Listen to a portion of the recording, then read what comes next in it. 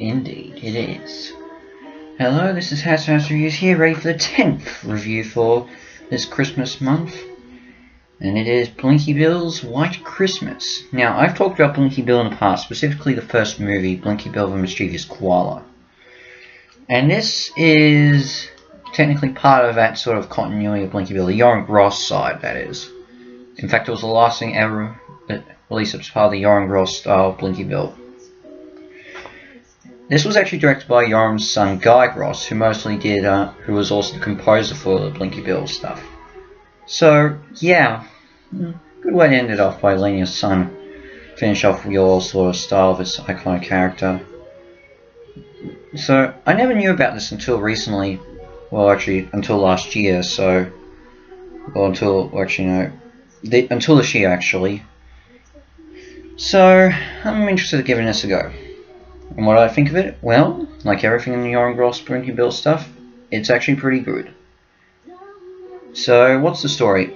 Blinky is of course still being the mischievous koala that he is, causing pranks while everyone in Green Patch is getting ready for Christmas. But one day his pranks go a little bit too far when he accidentally breaks the snow, his mentor and old friend Wombo's snow globe that he got from visiting Europe one time for Christmas. Blinky feels sorry for it and decides he wants to make it up for him. But rather than getting a new snow globe, which is kind of impossible, he decides he wants to recreate the snow globe in Green Patch by creating a white Christmas for his friend.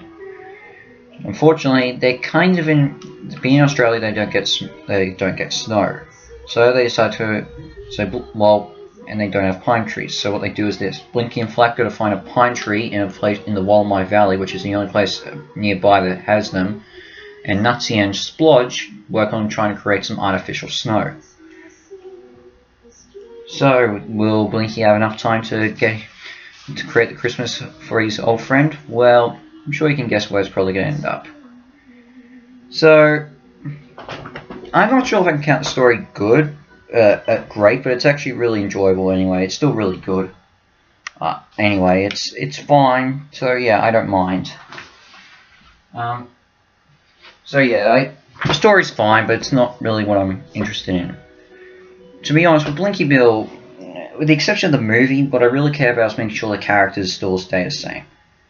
And this keeps the characters as the same as ever from the show and the movie. They're still the same characters. Blinky's still Blinky, Nutsy's still Nutsy, Flap's still Flap. They're all likable, and I still enjoy seeing them every single time. What also helps is the fact that hearing Robin Moore and Keith Scott's voice acting on these characters again. Their voices are iconic for these characters, and I can't imagine anyone doing the voices outside of them, which is why I'm not a big fan of which is why the CGI stuff, as the recent CGI Blinky Bill, is not what I really think of when I think of those characters. Also, another good thing about this, I gotta admit, is the song that you're hearing, Christmas in Australia, which was sung by Christina Anu. And this is a really nice song, definitely something I think any Australian Christmas should listen to. I hear this gets sung a bit at certain carols events, and that's good to hear because this is a sweet song. Guy Gross definitely did a good job writing this song. Of course, it seems he had a lot to do with this, directing, producing, and writing the music. Don't know how he's able to do it, but thankfully it was a TV special, not an actual full-on movie. But So yeah, I gotta admit the opening montage is also pretty good where you first hear Christmas in Australia. That's something really nice as well. And the ending is sweet and nice, and it's a good way to round up the whole entire series.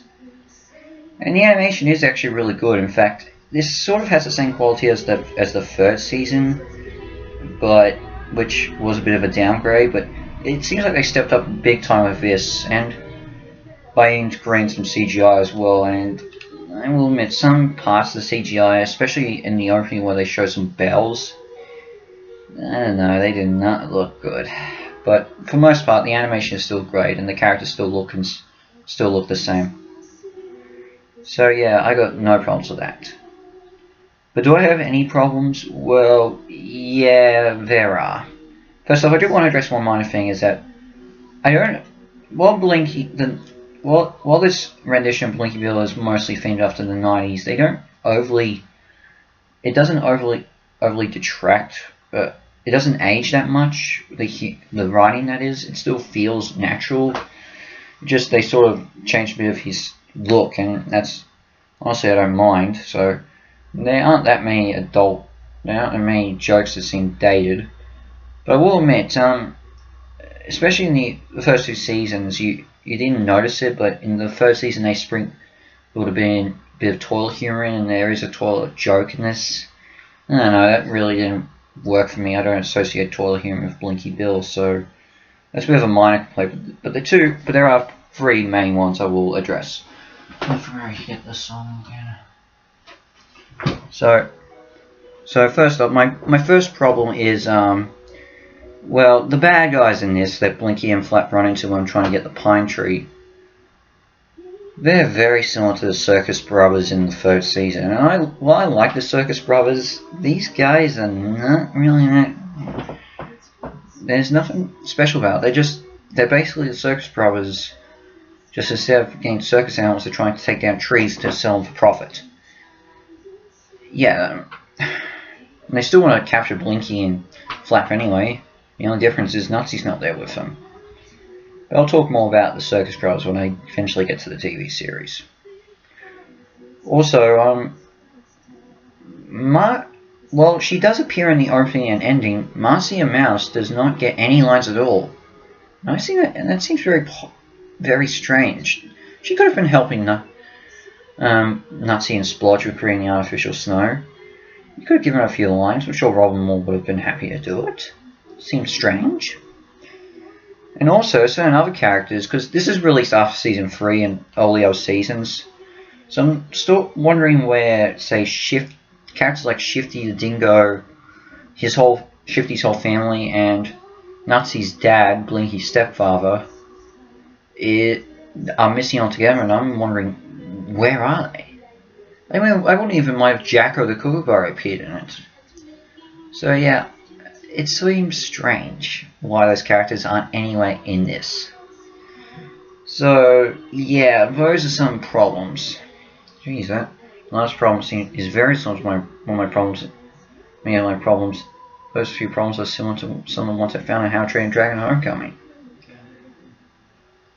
But to be honest, I actually kind of prefer this more than Homecoming. Just slightly, like 0.5 star slightly. So, but yeah, in the end, this is still a really good Christmas special, and definitely one I wouldn't mind revisiting every once in a while. I was personally surprised with this. I wasn't so sure if this would work, but in the end, it ended up being a good ride, and definitely something that any Blinky Bill fan would enjoy. So, I've got to give this a recommendation. Any person in Australia should watch it. Any fan of Blinky Bill should watch it. So yeah, easy. This is going to get a good score. An 8 out of 10 has stars. As I said, just slightly better for me than How to Train Your Dragon Homecoming. Just slightly. So yeah, I guess it's all just personal preference. And in the end, this one beats Blinky Bill beats Dragon Homecoming just a little slightly. But yeah, so what's next? So if you're wondering what's next, well, animation is done, and we're on to live action to finish everything off. and they're both comedies. One's from TV, the other's with a movie. One's a TV episode, one's a movie, and we're going to do the movie first.